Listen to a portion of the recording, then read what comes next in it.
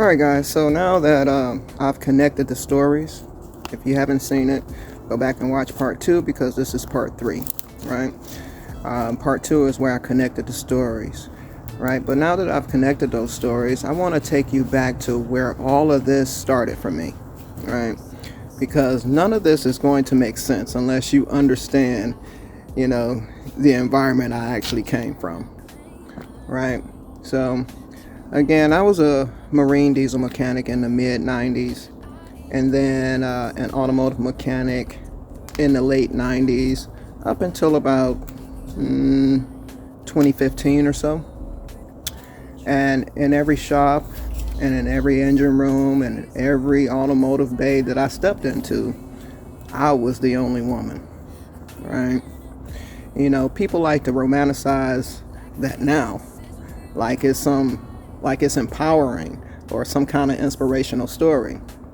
But you know what? Back then, it was pure tension, pure ego, and it was men deciding in real time whether they were okay with a woman being in what they saw as their space, right?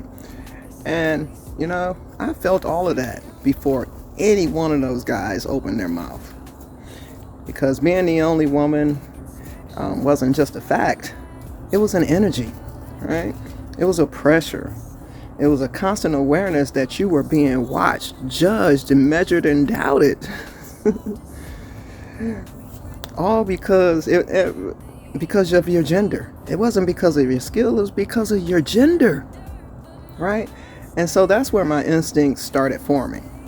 And it was long before field inspections, long before I got into that, long before, this series started, and long before social media was a big thing.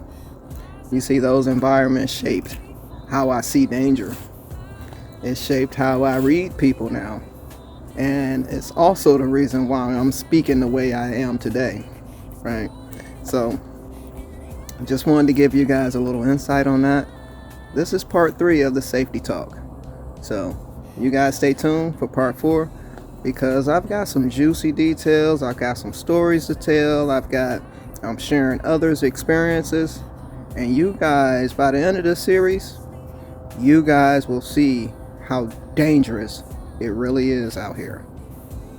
And if this is a lane of work that you want to get into, it's always best to know what you're stepping into before you step into it. And that's the whole goal. It's our time to be free. Let's get it.